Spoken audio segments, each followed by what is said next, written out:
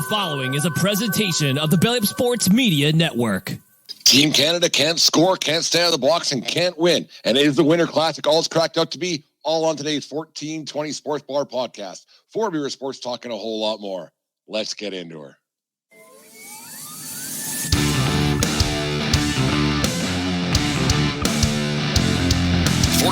Sports Bar podcast. 4 Beer Sports talking a whole lot more. Join host Brent Radlinsky as he bellies up to the bar and gets the conversations going that'll make you think you're sitting in your local watering hole. It's sports, beer, and shenanigans. So sit back, grab a few beers, and let's get in. All right, 1420 Sports Bar podcast. 4 Beer Sports talking a whole lot more for this New Year's Day, January 1st, 2025. Today's show, as always, brought to you by SeatGeek.com, the SeatGeek app. Use promo code 1420SEAT at SeatGeek.com today and save yourself $20 on your first purchase. Remember, we are part of the Belly Up Media Network. Go to BellyUpSports.com for all their great articles and great podcasts as well on the media side of things. Going to be looking forward to doing some work with some of those fine gentlemen in the very near future. Not a lot of females at Belly Up Sports. Going to have a chat with them about that, actually. Just thought of that. Progressive here at the 1420 Sports Bar podcast. And thanks everybody who's listens to our show on a daily basis, subscribes and all that stuff. And I hope you had a good New Year's Eve and kept her easy and kept her safe and everything else. And all the best to everybody in 2025 moving forward. Anyways, where do we start? Which steaming pile of crap do we start with? Do we start with the Team Canada getting smoked last night by the Americans in the World Junior Tournament, or do we go to the Winter Classic, I guess, the Winter Unclassic in Chicago at Wrigley Field? Actually, let's start with the World Junior Tournament last night in Ottawa. Canada got beat 4-1. Can't stay out of the box, can't score, can't do anything right. Just not a very good hockey club at the moment. They got one more game to figure it out, or it might be thanks by Sia this time tomorrow. Just not a good look for this Canadian team. Undisciplined right through. Gave up 3 power play goals. Dave Cameron doesn't, the coach, who I said in yesterday's show, I'm not a big fan of, and he kind of put an exclamation point on that last night after Canada's humiliating defeat at home on the New Year's Eve, which is the actual classic. It's been a lot of years since that happened. I thought it was more of an annual thing, but because they had the way the pools work out, but that's neither here nor there now, because I don't want to see the Americans that much anymore as it stands. But Dave Cameron, in his usual idiotic self, basically said there's nothing he can do about the undisciplined nature of his hockey club. You can't bench guys, you can't reduce their ice time. They probably got a stern finger wagging per se, and they got to figure it out themselves because it's a short tournament. You can't have your best players on the bench. Well, I completely disagree. These guys have been told throughout their lives, and we'll get into this in a little bit in a bit, but we got to remember these are just kids, and they're 17 to 19 years old, 16 to 19, 17. I guess McKenna just turned 17. They're just kids who don't know any better, and they full of enthusiasm and piss and vinegar and everything else. They just couldn't tear the box last night. 11 minor penalties, even after. So this is why Cameron's statement yesterday is even worse. Because after they're scared of Germany, where they said they couldn't get any momentum going because of all the time they're spending in the penalty box, can't get anything going. You think that would have been this wake-up call that he was talking about last night. But if he doesn't do anything about it, what are these kids going to do? Like, they're just creatures of habit. They're going to keep taking penalties. They're going to keep being undisciplined, and that's what happened last night. And if the coach and the adults don't want to run the asylum, well, the inmates will, and that's what's happening with this Team Canada, who just does not look good at all. And you hate to say this because they are just kids, and there is a lot of pressure on them. Like I said yesterday, the entire country was watching this hockey game last night, was waiting to erupt, waiting to have a good time, waiting to celebrate the New Year's. I mean, you don't let it ruin your night. It is just a sporting event, a bunch of kids playing in a hockey game, which is, if you put it in perspective, that's what it is. I didn't let it ruin my night. Me and Deanna had a pretty good time regardless, but it's, you look at this team and they're just not very likable. And it comes back to the entitlement syndrome, and they're just not a very likable group of kids. They got in some adversity last night and they didn't like it.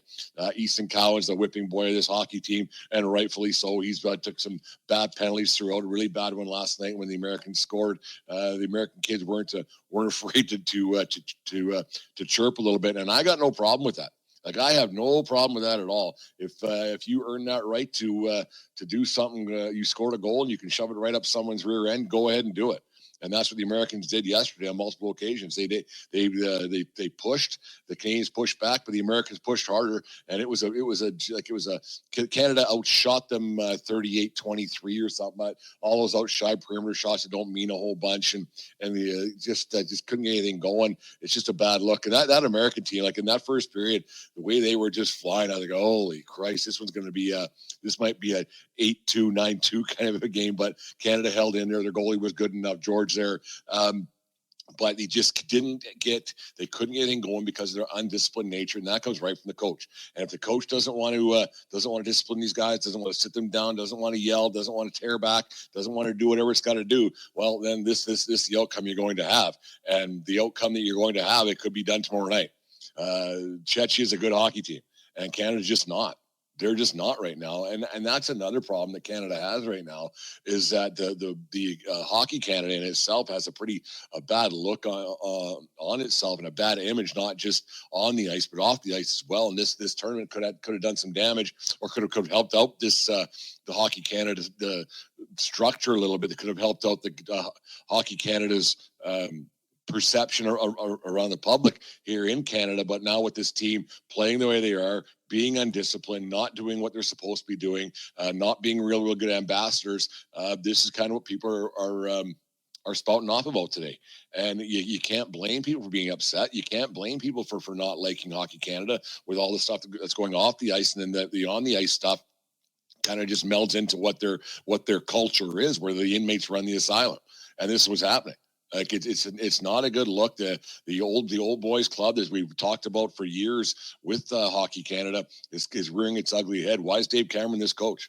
He's 60 whatever years old. This guy couldn't be any more out of touch with how today's athlete is. You look at the American coach, he's 35 years old, seems to be very enthusiastic, likes the kids, seems to be engaging, whereas this Cameron guy is just an idiot. And it's his fault. Like, you can blame the kids all you want. These kids are most are going to go onto the National Hockey League, make a few bucks, and Cameron's just a junior hockey coach.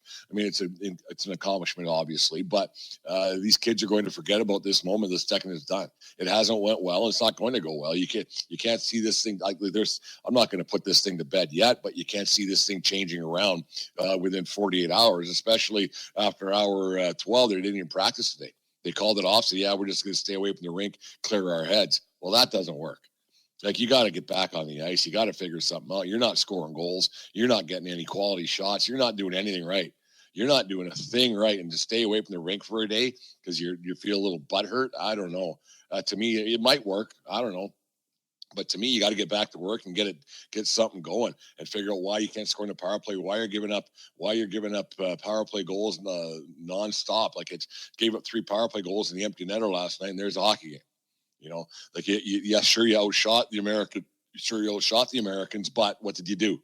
You know, nothing. All shots from the outside. You were getting beat up in left, right, and center, outskated, everything. Canada had a little bit of a pushback. There was a little bit of a melee in the corner at the end of the first period. And I thought, hey, a little bit of grit, a little bit of grime, like I was saying in yesterday's show, that this is something Canada need to do, is push back a little bit and show the Americans that Canada's still boss. And Canada did that at the end of the first period. But it just didn't matter because the Americans pushed right back and they laughed at us. Like, the Americans basically, they're a little bit cocky too. I mean, kids are kids, but the Americans pushed back and they were laughing at Canada. Like, when that kid from Canada, from the U.S. scored that first goal and he put his fingers in his ears, like Jeremy Rowe, when Patrick Waugh told that was it Roenick, plugging his ears to Stanley Cup rings all those years ago. That's what these American kids did. They had a little bit of flair, they had a little bit of pushback, they had a little bit of bite to them, and they won the hockey game. Plain and simple. And it wasn't a good look. Let's talk about this for half a second. It was a really bad look. First I thought that Mike Johnson, is it Mike Johnson? Yeah, He's the color guy complaining about the referees. Don't complain about the referees, man. Like, quit it. Like, I agree with you that some of the calls weren't warranted. I totally understand that, but complaining about every single call, it was just a whiny look, and it's like typical Canadian look. The refs are beating us. No one beats Canada, but the refs can. So it's just a bad look. And then for the refs or the people in Ottawa to start yelling, "Refs, you suck." No, refs weren't great. They weren't perfect. But 99% of those calls last night were penalties. If you wrap your stick around a guy's head, that's a penalty. If you slash a guy in the hand, that's a penalty. If you push him behind into the boards, that's a penalty. And for these kids to be arguing with the refs after the fact, whining about it because somebody told them, you can't do this, first time in their life probably, because the coach isn't doing it. The coach isn't telling him to stay out of the box. He basically said he can't do anything about it. So the refs start telling these kids to do it, and then they're chirping the refs. That tells you exactly what this hockey team is about. This tells you exactly what kind of determination. This tells you exactly what kind of balls that this hockey team has. A little bit of adversity, and this team just folded. They folded like Rita McNeil in a cheap lawn chair Canadian Tire. That's all that was. Like, it was a bad look for Team Canada last night, a bad look on the fans for chanting at the refs. At least by the end of the game, they were kind of booing the Canadian team, which is not really a cool thing to do, considering, like I said, these kids are 17 to 19 years old. But it just wasn't a good look all around for Hockey Canada, for the team, for the coach, for the fans, for all of it last night in front of millions of people watching on TV. It was just a bad hockey game. Like, it just didn't. Yeah, they had a few chances and they gave it all up in the third period, and it was just over. You never felt from the get-go. This was just me. I never felt from the get-go the way that America team was skating that they even had a chance.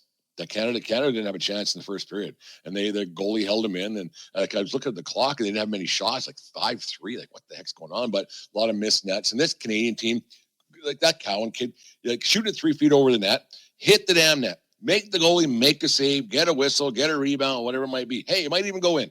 If you miss the net, it'll never go in. I guarantee you. Especially if you go high. You can miss wide and hit somebody off the ankle or off the ass and go in the net. You might have a chance there. But if you're shooting it 3 feet above the net, that ain't going in. I hate to break it to you. It ain't going in.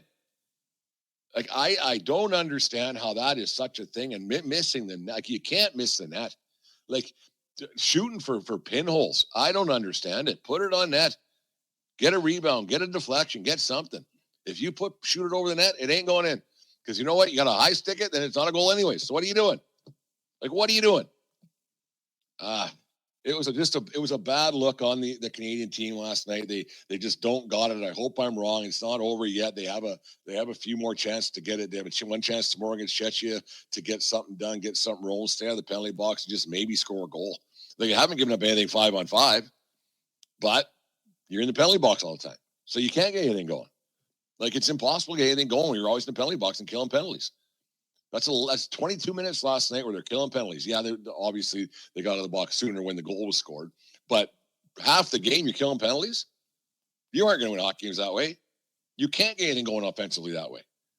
Like, what little offense that they do have, it's just nothing.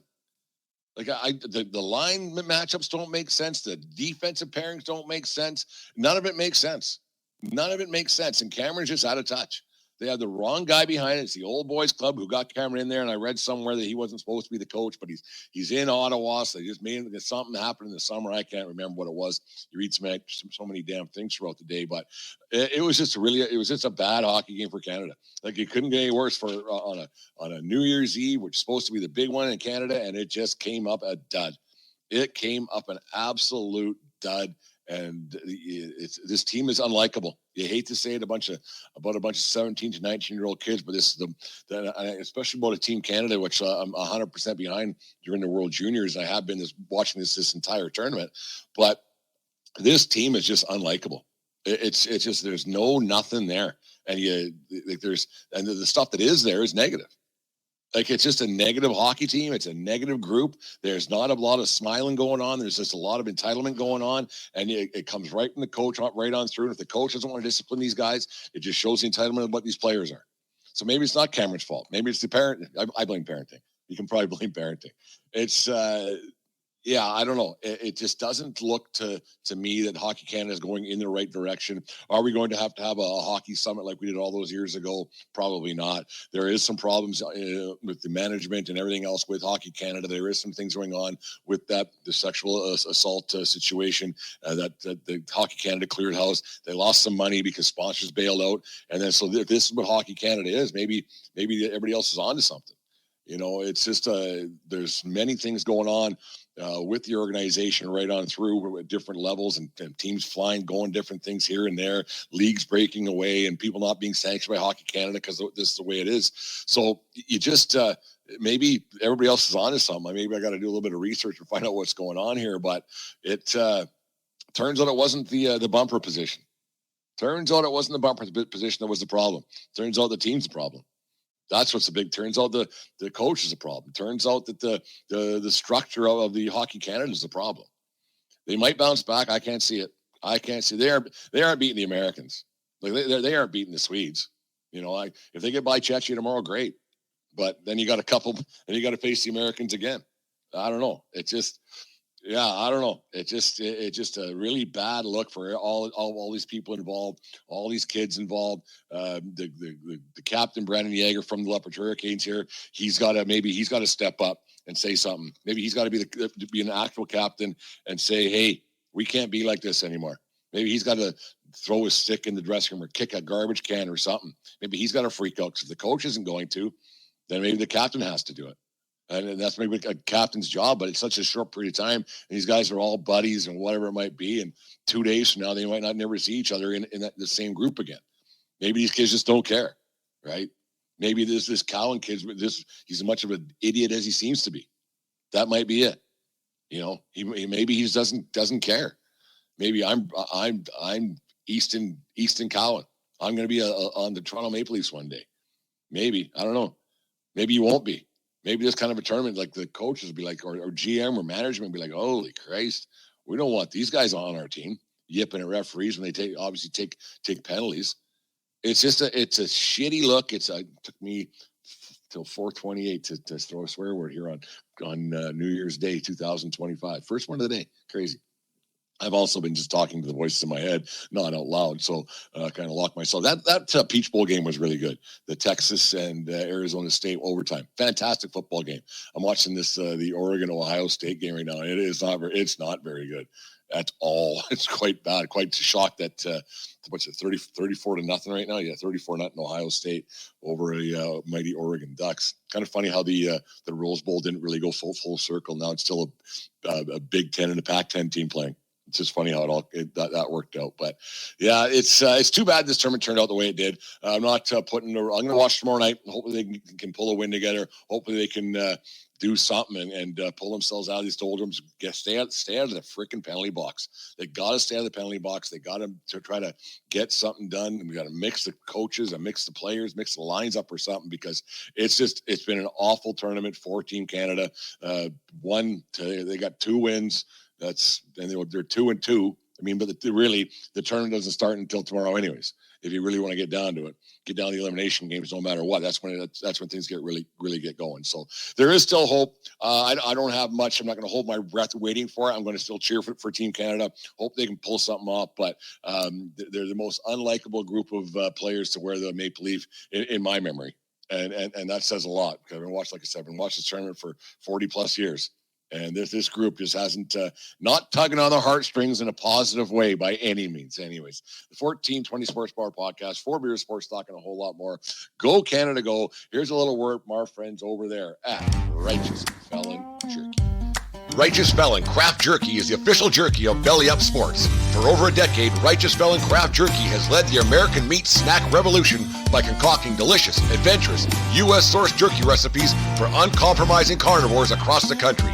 With 15 different flavors to choose from, Righteous Felon has all jerky lovers covered, and by using promo code BELLYUP, you will get 15% off your purchase at righteousfelon.com. Do your taste buds a favor today and rip into a bag of Righteous Felon jerky. Well, Righteous Felon jerky, go to righteousfelon.com and use the promo code BELLYUP for the best, and get 15% off the best in craft beef jerky in the United States of America. And thoughts go with the people down in New Orleans for that that it's crazy. Like that craziness that happened down there yesterday. Or last night, I guess, with the truck running into the crowd. It's just nuts that stuff happens. And it's I don't know. It's hard to explain, but I don't want to say thoughts and prayers, but the thoughts and everything else. It's just crazy. Just that stuff happens, and we're in the year 2025. There's still that much hate and anger in the world. It's no politics, no politics here at the 1420 Sports Bar podcast.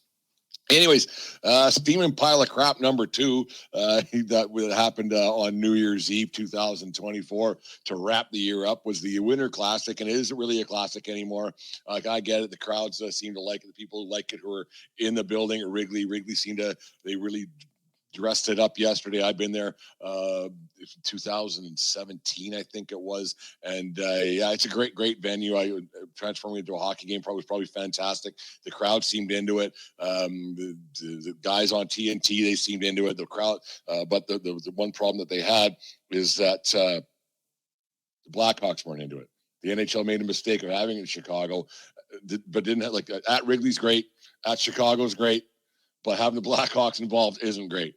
That's a bad hockey team, 32nd out of 32 teams in the National Hockey League. I think it's just 6 losses in a row. And even the players were embarrassed. Yesterday, Connor Bedard, he was visibly down, shaken and stirred about how that all turned out to be. And it just didn't work out for them at all. An awful display by the Hawks. He was upset. People pay really good money for these tickets, and we got dog walked.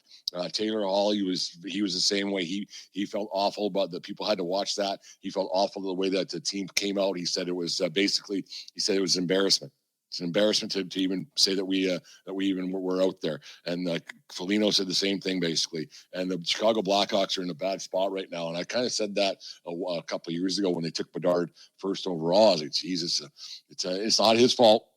It's not his fault. Yesterday's loss was not his fault, but I said it before. I'll say it again. When you're small in stature like he is, and he's going to a team that's bloody awful, this is the outcome I kind of expected out of the Blackhawks. They're a lot of years away from being effective. A lot of years away, because that was a bad display yesterday. And you put in an effort like that. It would be tough playing at home in that kind of situation. The ticket requests and everything else, and family and stuff you're expected to do.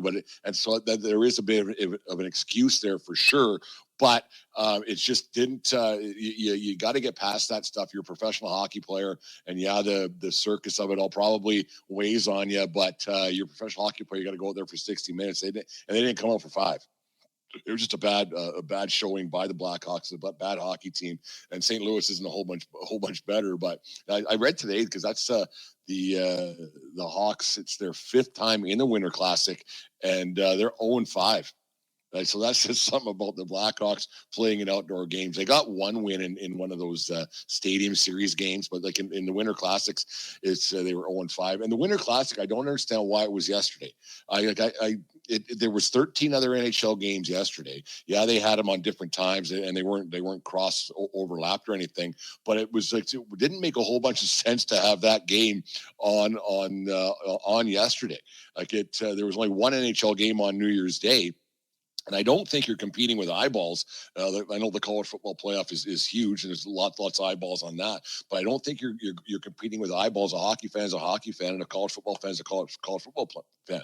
Like you're dividing eyeballs, and you're not giving it a chance to even succeed. So how many people that could have watched it yesterday maybe were hockeyed out by that point, because the Leafs even played at noon, and there's a bunch of afternoon games. There was games even last night, so maybe people had different viewing habits yesterday. And for the NHL to have that game yesterday, it didn't make any sense when there was only the one game today. It hasn't even been played yet. I think it's later on tonight with the Kings and the Devils, the surprising New Jersey Devils. But I don't understand why that game was on yesterday. Like in the Winter Classic. So maybe the NHL's kind of had their belly full of it too. I don't know. It didn't make any sense to me. And why the hell? Like I this one I don't understand. The Smashing Pumpkins, they're not exactly the most enthusiastic and uplifting band of all time. Melancholy and the Infinite Sadness, it sounds like they're pretty depressing. And to have them opening up for this big event, it seemed a little bit odd to me. I don't know what song they played, so maybe I should be speaking out of turn. But the the Smashing Pumpkins were never one of my favorites, and to have them on TV trying to get the crowd pumped up at a hockey game, I don't know if it was probably the best of ideas. It might have been great, but from what I remember of the Smashing Pumpkins back in the mid to late 90s, they weren't the most enthusiastic group. Billy Corgan with his bald head, he wasn't getting me motivated per se, I guess is one way of putting it. And then Chance the Rapper in between periods. I don't know what I wouldn't know a Chance the Rapper song if it was playing in my ears right now. So it's just kind of funny that was the musical choices of the day. I don't know. Maybe they're both from Chicago, but it just seemed to be an odd look for the hockey demographic yesterday. It was just odd. Should this game be played? The people seem to like it. They say that it's in, and I guess if your team's in it, good enough. But I think this thing's kind of run its course. They won't get rid of it. It draws up pretty good TV crowds, draws up good crowds in the buildings. They're always sold out. I'm sure the tickets aren't cheap, so they're not going to get rid of it. But I thought it was oversaturated a few years ago when they did have that Stadium Series thing. I thought that was a pretty bad look. It's too bad you can't foresee what your team's going to be, how bad their team's going to be. Because I'm sure that the Winter Classics, they're planned a year in advance, right? So they're probably planning for the next one today. So you don't know where the team's going to be this time next year. You could kind of foresee that Chicago's going to be bad, but maybe Fenway or Wrigley Field, just overshadows how bad the hockey team is there in Chicago. But it's a thing. It's on. It doesn't hurt anybody. Probably doesn't help a ton anymore. It's kind of neat to do one in Florida. They're talking about maybe a little bit with Tampa and the Florida Panthers. Maybe that would be a different scene because they did that one in LA a few years back. It was 60-some degrees and they pulled it off, and it was the ice making crew did a really good job. But it's interesting to see how it all goes. But it's a different look. It's that Chicago team's poor. And what do you do? Like, you can't trade anybody. You can't just shake things up. Like, what do you do? It's just something that's not going to turn out very well for the fans in Chicago, and it's just and to try to sell your team, and that's the thing. Like, you're trying to sell that team and that franchise to the public, and these tickets are astronomical, and the souvenirs are astronomical, and you just throw out a steaming pile of crap like they did yesterday. They didn't do themselves any favors. Like, the Chicago Blackhawks did not do their franchise any favors yesterday by the way they played. You aren't going to get people to go to the United Center. You're just not. People, they tuned them out years ago when they were before winning Stanley Cups. If you remember that, it's probably going to be the same way now. With the Blackhawks, people would be like, you know what, I'm good. I just dropped $500 to watch my team get smoked 6-2. I'm good for the rest of the year. I'm not going back to watch that because people don't pay money to watch the home team lose, and that's just fact. And so, just one of those things. Anyways, that's the 1420 Sports Bar podcast. 4-Beer Sports talking a whole lot more for this first day of January 2025. Happy New Year, everybody. Thanks for listening. Make sure you subscribe to the YouTube channel. Support our sponsors over at SeatGeek and Righteous Melon Jerky. Go to BellyOfSports.com. Check out all the great articles. Check out the 1420sportsbar.com as well for some ramblings, different articles that going on over there. That's show number 1 of 2025. Thank you very much for all of those who listen. And hey, remember, it doesn't matter where you are. It's who you're with. Have a great night, and we will talk to you again tomorrow.